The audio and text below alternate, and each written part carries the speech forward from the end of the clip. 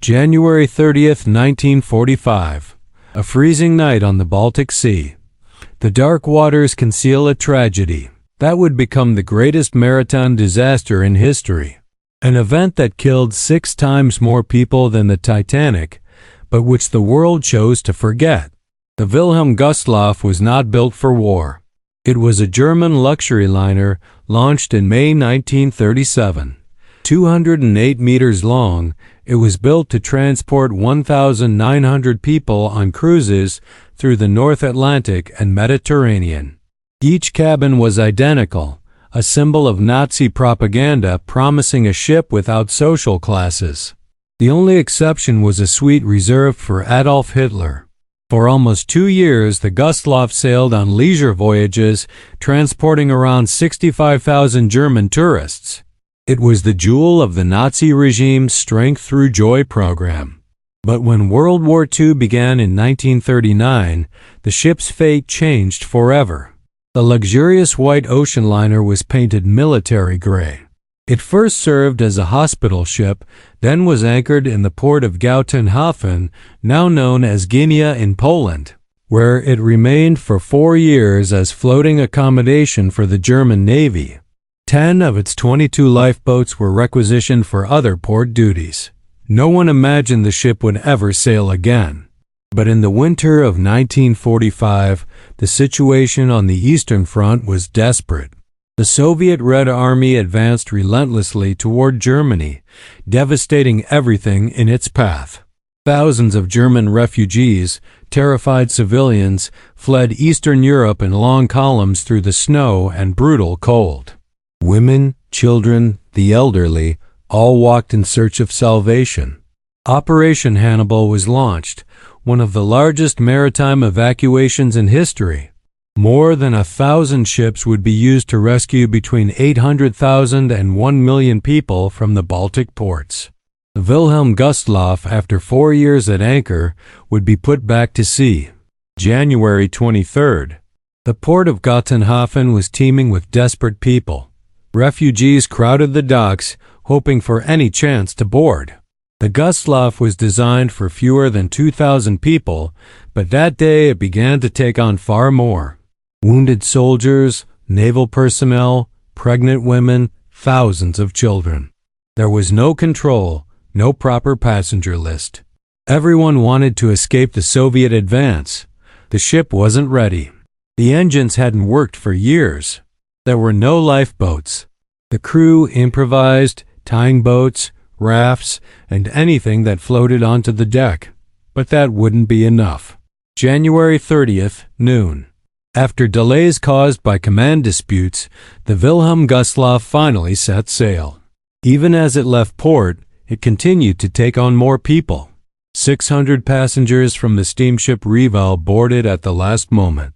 The total number of people on board remains uncertain to this day. Estimates range between 7,000 and 10,000 people. Half of them were children. The ship sailed slowly westward toward Kiel in Germany, escorted only by 2 small torpedo boats. The Baltic waters were mined by the Allies. Captain Friedrich Petersen faced a terrible dilemma. Sailing close to the coast was risky because of the mines. Sailing in deep waters would expose them to submarines. And then Petersen made a fatal mistake. Despite the protests of his officers, he ordered all the ship's lights to be turned on. His justification was to avoid collisions in low visibility. But the Gustloff lit up like a cruise ship in peacetime, visible for miles around. In the dark waters, the Soviet submarine S-13 lurked. Its commander, Captain Alexander Marinesko, was on patrol in the Baltic Sea.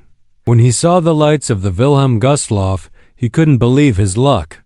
A huge, fully illuminated target sailing slowly. 9 o'clock at night. Marinesko ordered the launching of 4 torpedoes.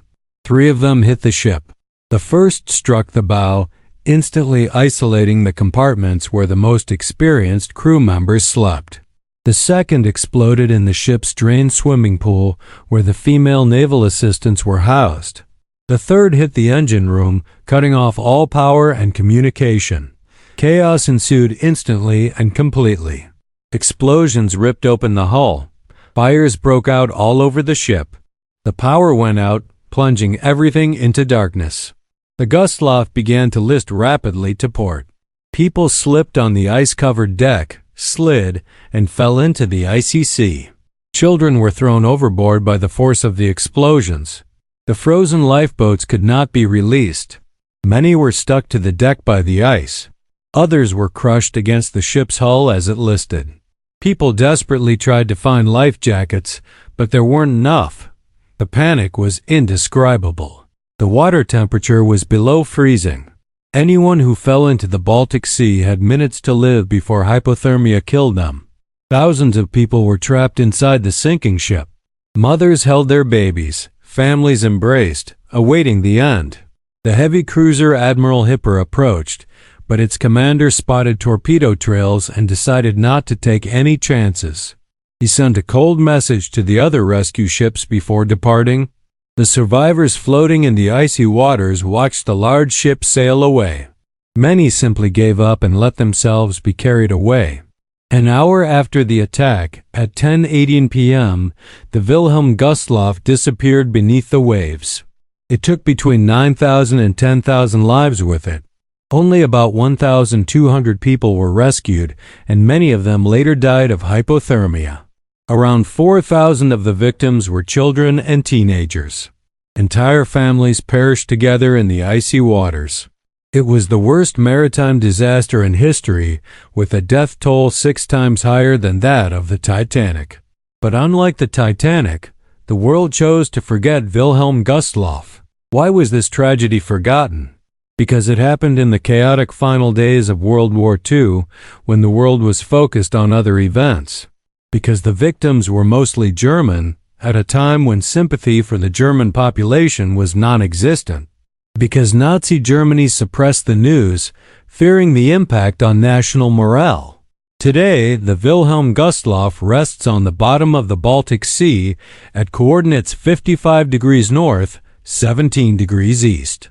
The site has been designated a permanent war memorial, off-limits to rescue teams. On Polish navigation maps, it is simply marked as obstacle number 73. Thousands of souls lost on that frigid January night. A disaster that surpassed the Titanic in scale and horror, but one that history chose to erase. The Wilhelm Gustloff remains the greatest shipwreck in history, a forgotten tragedy that shocked the world and then faded from collective memory. Commander Alexander Marinesko and his crew of the submarine S-13 didn't know what they had done. They had no idea how many people were aboard the Wilhelm Gustloff. To them, it was just another legitimate military target. The ship carried naval personnel, had anti-aircraft guns installed, and was sailing in a war zone. Technically, it was a valid target according to the laws of war. Marinesko returned to his base unaware that he had caused the greatest maritime disaster in history. In the Soviet Union, he was initially decorated as a hero. The periscope of the S-13 is now on display at the Naval Museum in St. Petersburg. Painted on the upper lens is the black silhouette of the Wilhelm Gustloff against a dark blue night sky. A war trophy representing thousands of lives lost. But the tragedy of the Wilhelm Gustloff was not an isolated event. It was only the beginning of a series of disasters during Operation Hannibal. Just 10 days later, on February 9th, the ship Steuben was torpedoed. It carried about 4,500 people. Almost all died in the icy waters of the Baltic. Then, on April 16th, it was the turn of the Goya, another evacuation ship hit by Soviet torpedoes. 6,500 lives lost in minutes. 3 ships. More than 20,000 dead. Numbers so large they defy comprehension. Each of these disasters individually would surpass the Titanic in the number of victims. Together, they represent a maritime carnage unprecedented in history. The few survivors of the Wilhelm Gustloff carry deep trauma for the rest of their lives. Many were never able to speak about that night. The children who survived grew up with memories of the screams, the icy water, the bodies floating around them. Some lost parents, siblings, entire families in that terrible hour. One survivor remembered being ripped from her mother's arms by the force of the explosion. Another recalled the silence that followed the shipwreck as voices gradually faded away while the cold killed those floating in the water. One boy never forgot the sight of his younger brother disappearing beneath the waves. The rescue ships that arrived later encountered a scene of horror. Frozen bodies floated by the thousands. Mothers still embraced their babies. Families remained united even in death. Many of those rescued alive died hours later from severe hypothermia. Their bodies simply could not recover from exposure to the extreme cold. Nazi Germany forbade the press from reporting the disaster. The regime feared that the news would further destroy the already shaken morale of the population. At that moment, in January 1945, the war was clearly lost. Berlin would be surrounded within a few months. Hitler would commit suicide in his bunker in April. Germany would surrender in May. In the chaos of the collapse of the Third Reich, the tragedy of the Wilhelm Gustloff was easily buried. There were so many other atrocities, so many other horrors happening. Millions were dying on the Eastern Front. Concentration camps were being liberated, revealing the full extent of the Holocaust. The world had other concerns besides a ship carrying German refugees.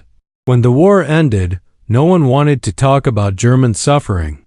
The discovery of the extermination camps, the millions of deaths caused by Nazi aggression, the documented war crimes throughout occupied Europe, all of this made it difficult to sympathize with German victims, even if they were innocent civilians, women, and children. The Titanic, by contrast, became a legend.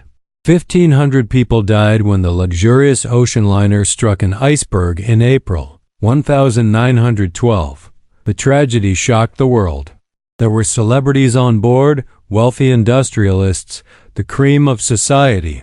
The story had dramatic elements. The band playing while the ship sank. The captain descending with his ship. Social classes mixed in the struggle for survival. Books have been written. Films have been made. And the Titanic has entered the collective imagination as the ultimate symbol of maritime disaster. But it killed only 1/6 of the people who died on the Wilhelm Gustloff. The difference is that the Titanic sank in peacetime, carrying wealthy citizens of powerful nations.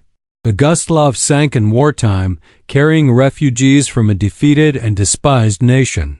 Even today, decades later, the Wilhelm Gustloff tragedy remains largely unknown outside of Germany and Eastern Europe. There are no Hollywood films, no famous documentaries, no widespread popular interest. It is a forgotten tragedy, buried under layers of history and deliberate forgetfulness. The wreckage remains untouched on the seabed, a tomb for thousands. Divers who have explored the site report a gruesome scene. The hull is torn apart by torpedoes. Some sections show damage suggesting secondary explosions, possibly munitions stored on board that detonated after the initial attack. The remains of many victims are still inside, preserved by the cold water. Occasionally, fishing nets bring to the surface artifacts from the Wilhelm Gustloff. Pieces of rusted metal, personal belongings, mementos of lives cut short. Each item tells a silent story of one of the 9,000 people who boarded that ship on a cold January night, hoping for salvation, only to find death. Operation Hannibal, despite its tragedies, managed to evacuate between 800,000 and 1 million people from the Baltic ports. It was called the German Dunkirk. But while Dunkirk is celebrated as a heroic triumph, Hannibal and its tragedies are little known. The difference lies in who was saved and who was lost. The Wilhelm Gustloff is not just the story of the greatest maritime disaster in history. It is also the story of how history is told, of which tragedies are remembered and which are forgotten, of how the political and social context determines which lives are mourned and which are silently erased from the collective record. 9,000 souls lost on that cold night. A number so vast it defies comprehension. Each of those people had a name, a story, a family. Each of those children had dreams and hopes. All disappeared into the dark waters of the Baltic Sea, in a disaster the world chose to forget. Today, the sea remains cold in that region of the Baltic. Cargo ships pass over that point marked on maps as Obstacle 73, unaware that they are sailing over the largest maritime graveyard in history. Life went on as it always does. The generations that lived through that war are gone or are passing away. The survivors of Wilhelm Gustloff are becoming fewer and fewer. In a few decades, there will be no one left alive who can personally testify to what happened on that night of January 30th, 1945. Perhaps that's why it's worth telling this story now. Not to judge who was right or wrong in the war. Not to compare tragedies or decide which suffering deserves more attention. Simply to remember that it happened. That 9,000 people, mostly women and children, disappeared in 1 hour and the world moved on as if nothing had happened. History chooses what to remember. And sometimes, the greatest tragedies are those that remain in the shadows, known only to those who bothered to look for them. The Wilhelm Gustloff is one of those stories. A disaster greater than the Titanic, forgotten by time and circumstances. A silent reminder that not all lives lost receive the same tears, nor do all shipwrecks become legend. And perhaps that's all right. Perhaps we don't need films or monuments to honor these lives. Perhaps it's enough to know that they existed, that they were afraid in that last hour, that they were lost in the cold waters, and that they deserve at least to be remembered, even if only for a few minutes, by someone who heard their stories so many years later. The Wilhelm Gustloff is still down there, silent in the dark. And it will remain there, guarding its secrets and its 9,000 stories that will never be fully told.